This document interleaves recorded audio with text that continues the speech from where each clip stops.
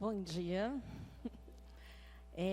Eu lembro que comecei a falar sobre jubileu em Levítico 25, só que eram mais de 50 versículos, eu realmente não consegui terminar. E, na verdade, verdadeira, quando comecei a estudar, eu achei que até um certo ponto ele dá assim para espiritualizar bastante, né? E até onde a gente foi. E dali para frente a coisa ficou muito terra a terra,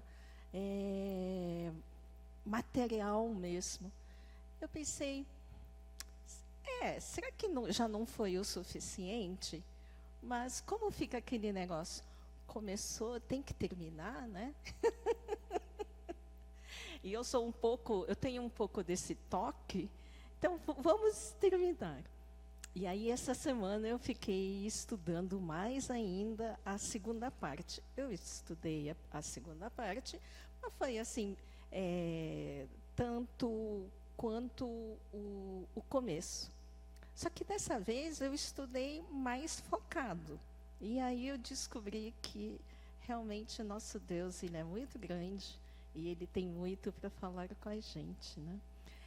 Vamos abrir em Levítico 25 e então aquele lance, dá para espiritualizar, mas na verdade o ensinamento de Deus ele é muito prático. Tanto. E às vezes eu acho que a gente até espiritualiza demais. A gente poderia ser mais prática. E é hoje.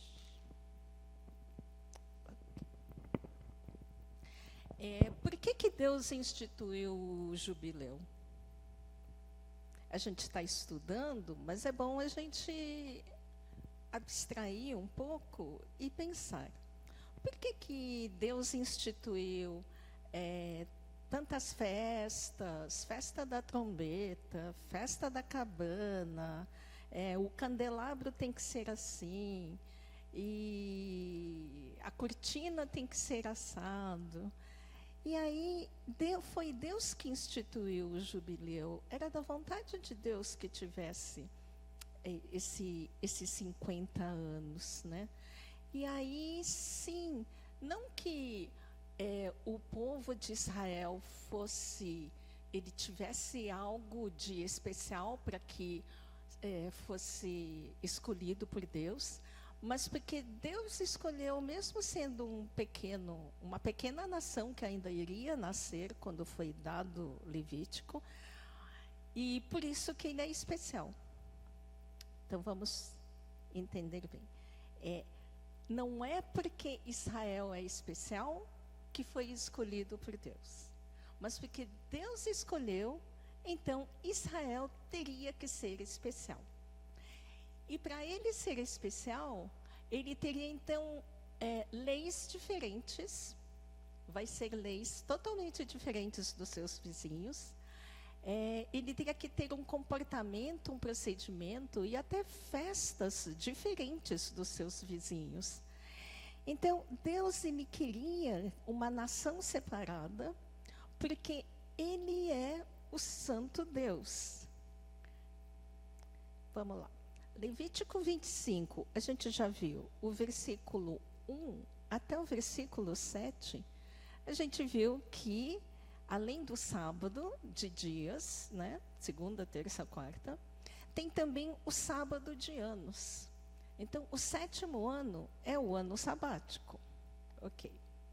E isso vai, então, até o versículo 7. A terra, ela teria um ano de descanso.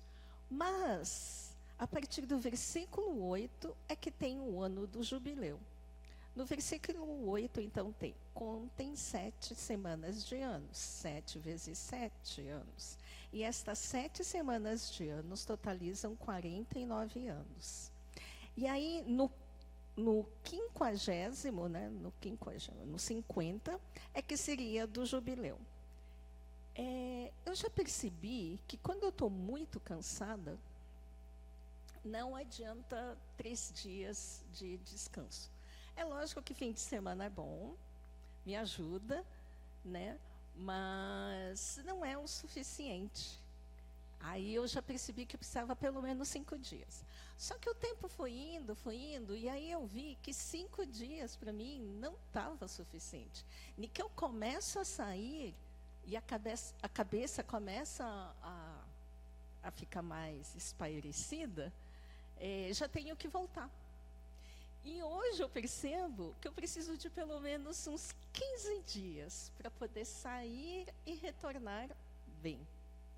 O que Deus está dando aqui para a sua nação, Ele está dando um dia da semana para poder refletir, contemplar, agradecer a Deus, perceber que tudo que Ele tem, na verdade, não é dele, é de Deus. E Deus, então, deu também o ano sabático, 1 ano de cada 7. E em 50 anos, Ele está dando 2 anos para contemplar, para refletir, para ficar com a sua família, para entender o porquê que Deus, né, qual o propósito da vida dele. Veja só, são 2 anos. Bom, continuando. Do 9, né? Aí vem a trombeta, que vem o nome jubileu. Mas o versículo 10 que diz: consagrem o 50º ano e proclamem libertação por toda a terra a todos os seus moradores. O ano do jubileu é para proclamar e para sentir, para perceber a libertação. Jubileu, libertação. Libertação do quê? Depois a gente vai ver, né, que Jesus é o nosso jubileu, Jesus é a nossa libertação, Jesus é o perdão dos nossos pecados, Jesus, ele é o jubileu completo. Depois a gente vai perceber que, na verdade, o reino diferente de Israel, ele é o reino de Deus no meio dos seus vizinhos. E Deus continua desejando esse reino dele diferente através de nós agora, através do Espírito Santo, através da igreja. A necessidade de Israel ser diferente, de ter as suas próprias leis, é para dizer, olha, o reino de Israel, o rei de Israel é Deus. E assim a mesma coisa, se a gente puder fazer analogia, né? A nossa família é de Deus, a nossa igreja é de Deus, o nosso trabalho é de Deus. Será que Deus reina em tudo isso que você tem, em tudo isso que você é? Proclamar a libertação não somente também de coisas materiais. O medo é um sentimento que paralisa a gente e nos prende. Então, libertação também dos seus medos. Libertação de culpa, né? Libertação de vergonha. E é para proclamar. Ok. Mas não só isso, a volta para a sua família. Eu vim ao Brasil com 7 anos. E a ideia da família era que cada ano, conforme os meus irmãos estavam fazendo faculdade, é que a nossa diferença de idade era muito grande, né? Eles iam se formando e iam vindo para o Brasil. A ideia era juntar a família toda novamente aqui no Brasil. Mas isso não deu certo. Isso nunca aconteceu.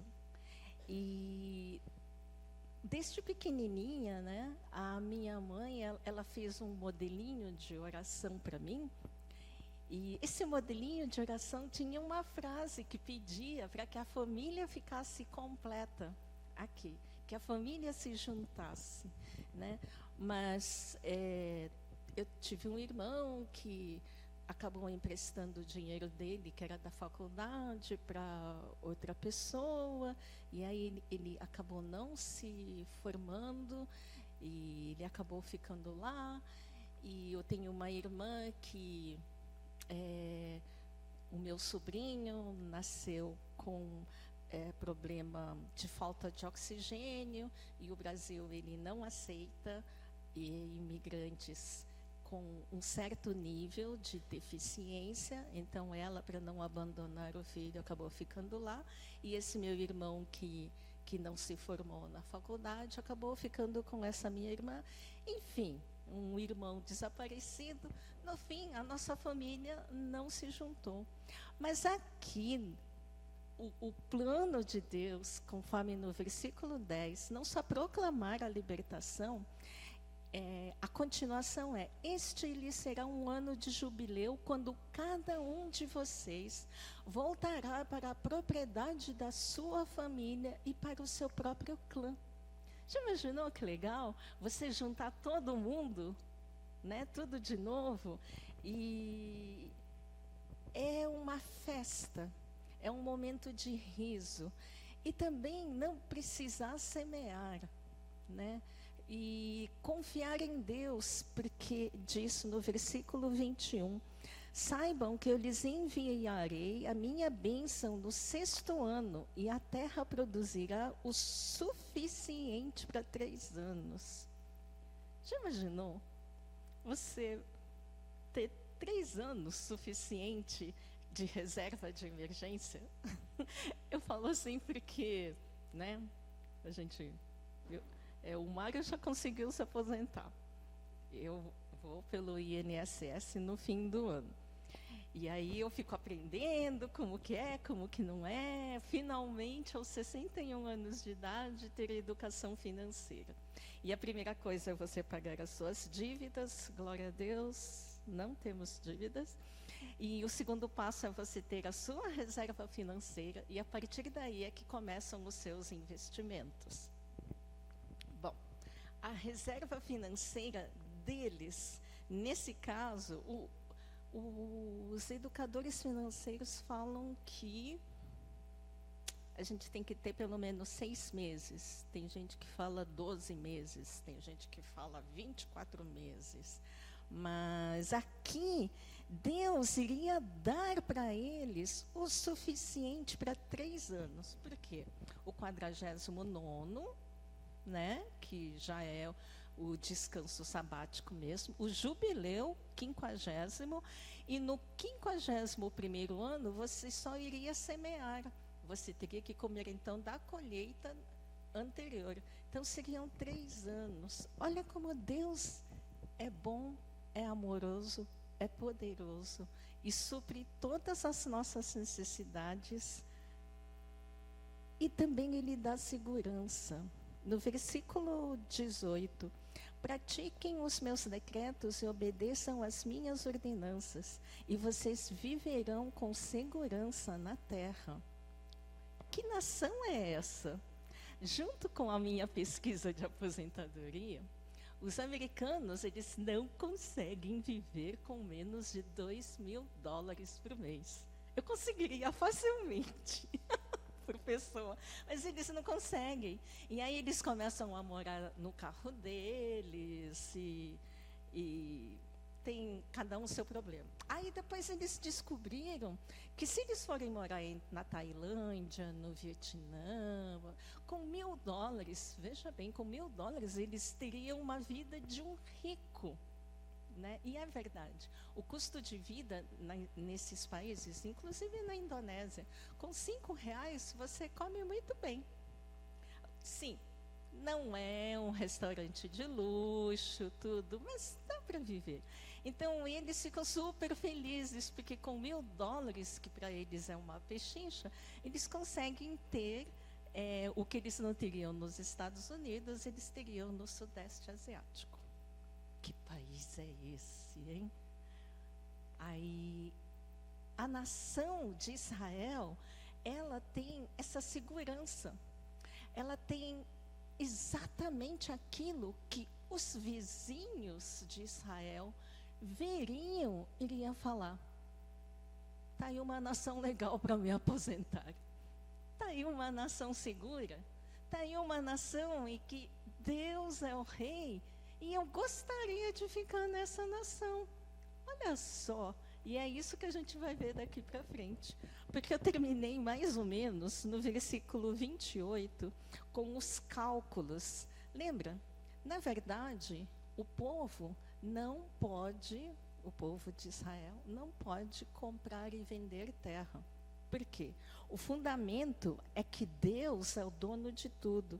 No começo, já no versículo 1 de Levítico 25, então disse o Senhor a Moisés 2, no Monte Sinai: diga o seguinte aos israelitas: quando vocês entrarem na terra que eu lhes dou, a própria terra guardará um sábado para o Senhor. Mas aqui Deus ele está falando claramente: toda a terra, o planeta, é meu.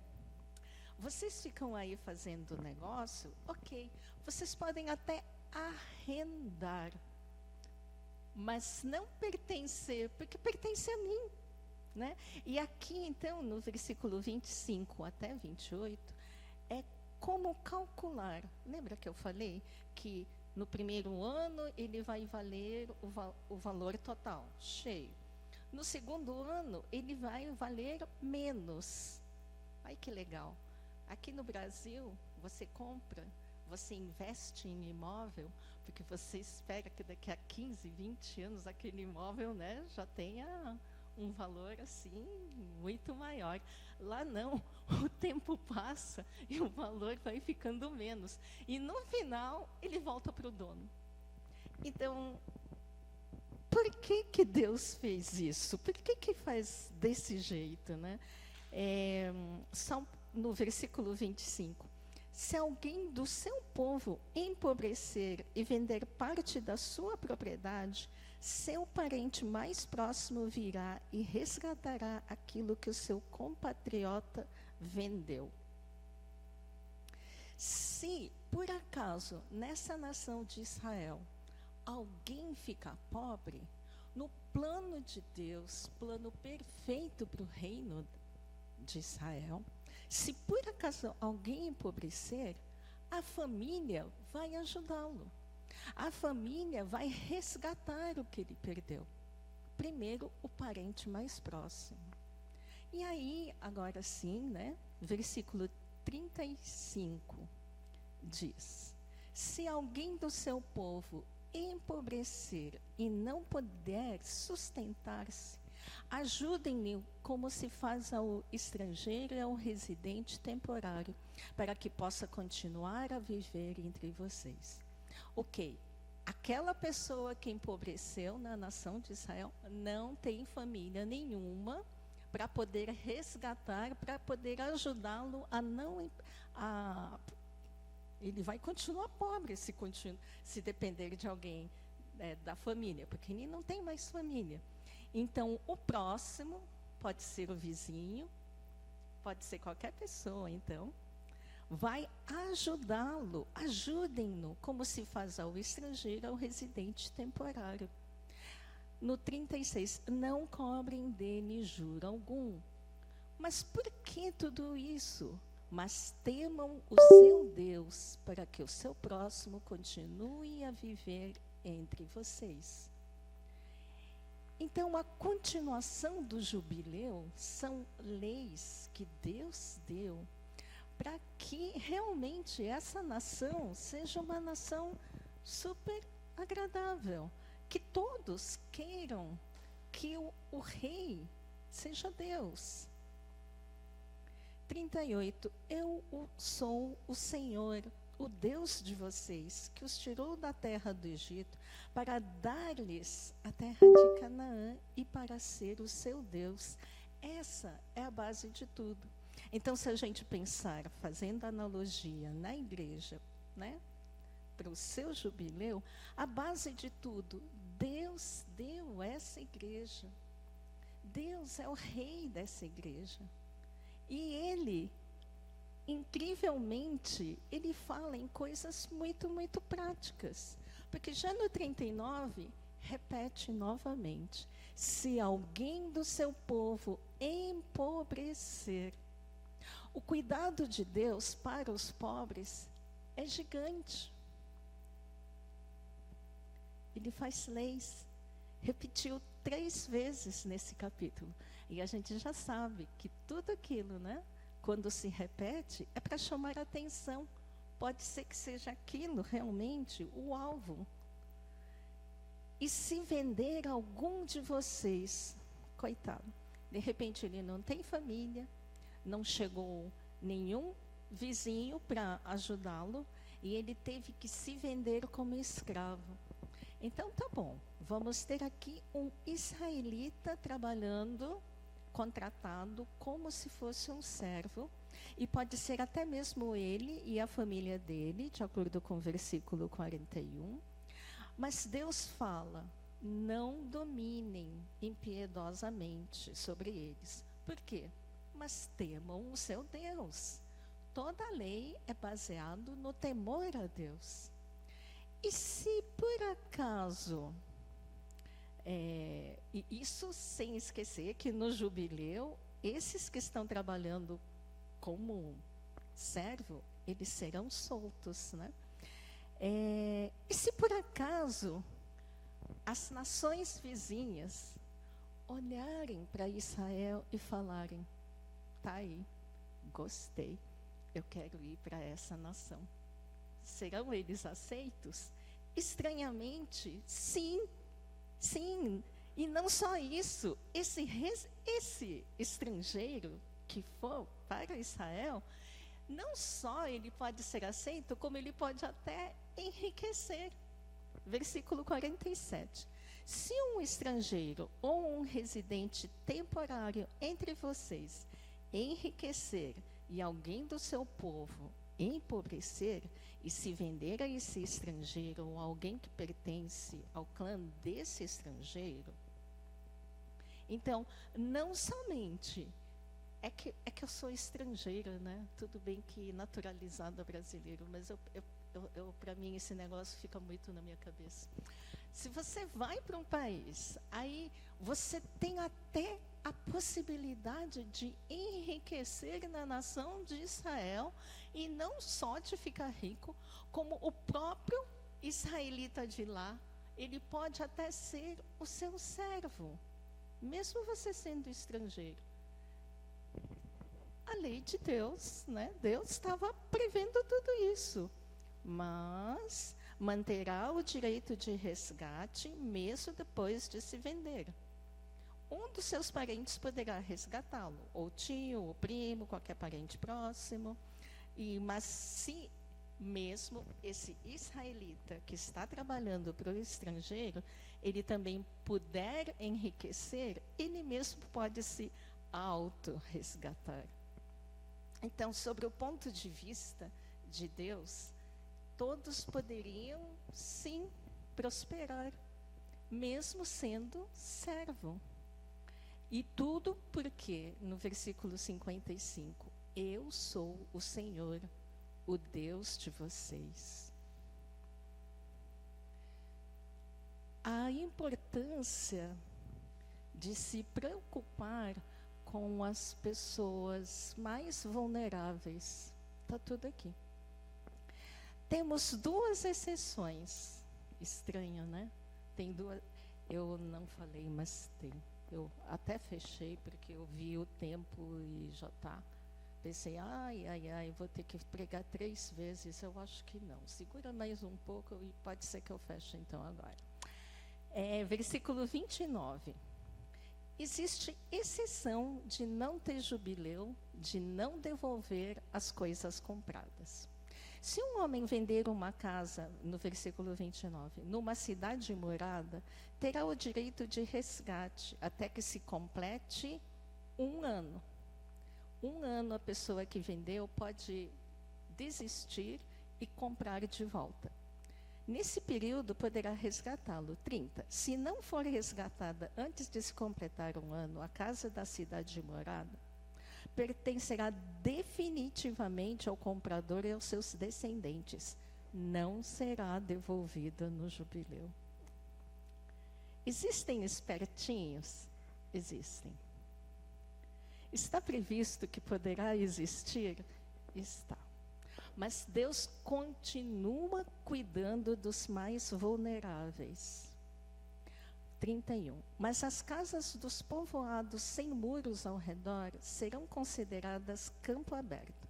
Poderão ser resgatadas e serão devolvidas no jubileu. Os aldeões, falei certo, né? O plural de aldeão. Daqueles que ficam no campo, eles podem, funciona a lei. Eles serão sempre protegidos. Está aqui, eu não sei, Williams, você pode mentir junto comigo.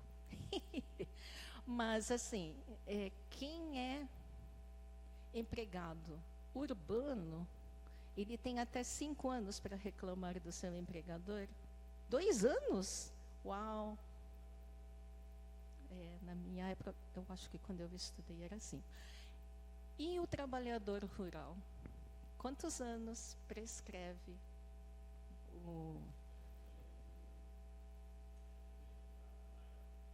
É mesmo?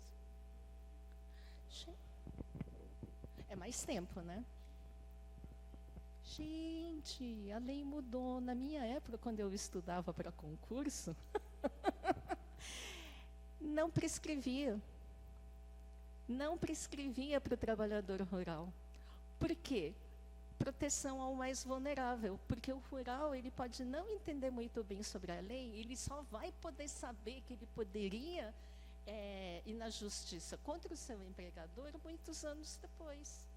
Então, né, era uma proteção. Puxa, aqui está na Bíblia, está na palavra de Deus. Deus continua protegendo.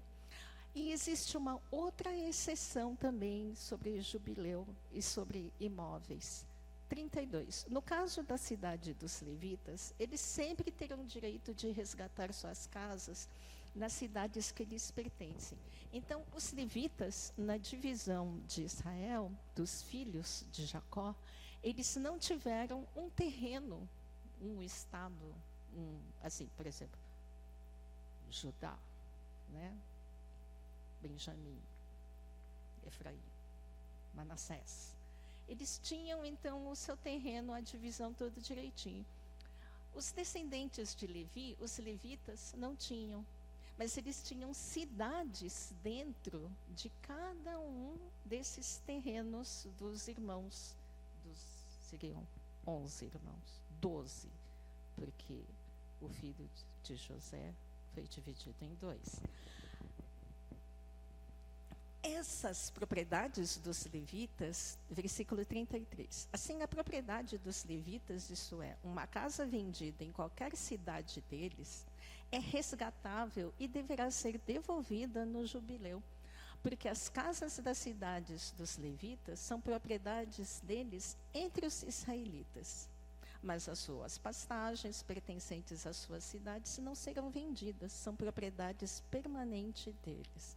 E aí vai no 35, se alguém do seu povo empobrecer, não puder sustentar-se, todo o resto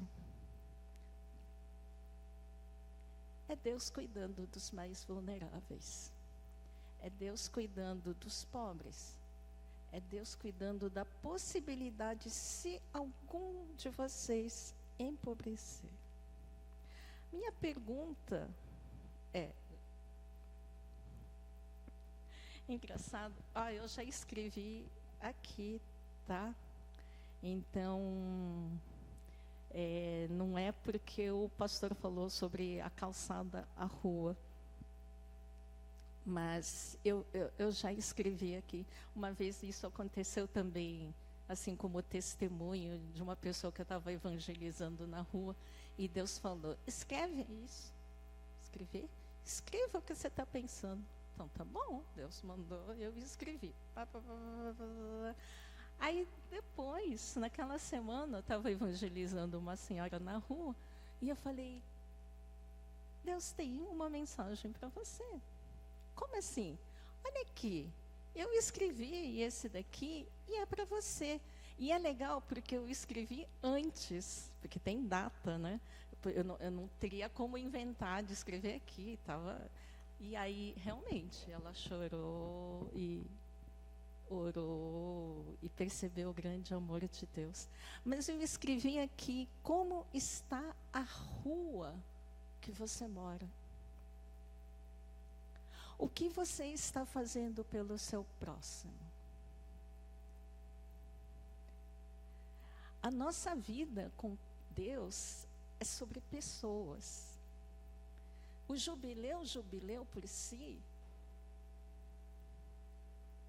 ele pode até virar como se fosse um ritual. Mas a motivação interior é o que importa. Temos um olhar de compaixão para os pobres e famintos?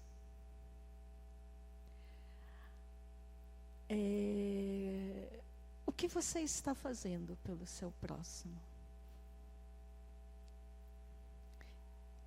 Eu sonhei de sexta para sábado com sonhei uma cena de que eu já tinha visto há uns 20 anos atrás e de repente Deus me trouxe à memória. É uma senhora vestida bem pobre, com a palma da mão assim, com um punhado de arroz. Eu vi essa cena. E ela estava caminhando assim na igreja, igualzinho como quando a gente acabou de fazer hoje, né? Para ofertar. A oferta dela era aquele punhado de arroz que ela deixou de comer. E eu acordei assim, pensando, alguma coisa tem. E o que a igreja, né, que recebia, eles tinham um saquinho de mais ou menos assim, dessa altura. E assim, do mesmo jeito, né?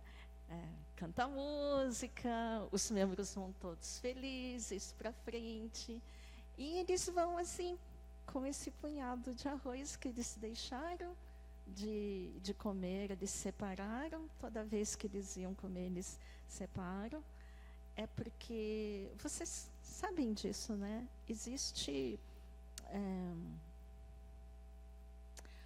uma lei de proteção, de segurança alimentar.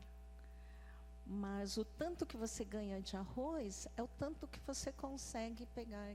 Nesses países é assim, com a palma da mão. Se você é uma criança, a sua palma é menor, você vai pegar menos arroz. Se você é uma senhora, como é outra, assim. E se você é um homem maior, a sua palma será maior, você pegará. Isso para eles é a justiça social, né? Aliás, justiça social foi o que a gente acabou de ler, a palavra de Deus, aqui em Levítico 25. Mas a conclusão sobre esse sonho, eu coloquei aqui. Certamente você tem algo que pode fazer e contribuir para o reino de Deus na terra. Nós temos jejuado às quartas. Mas o jejum, o verdadeiro jejum, eu peguei do Champlin, tá? É uma observação dele. Esse daqui não saiu da minha cabeça. O jejum é um ato social que busca fazer o bem aos outros e melhorar o relacionamento com as pessoas. A relação de alguém com seus semelhantes revela a sua relação com Deus.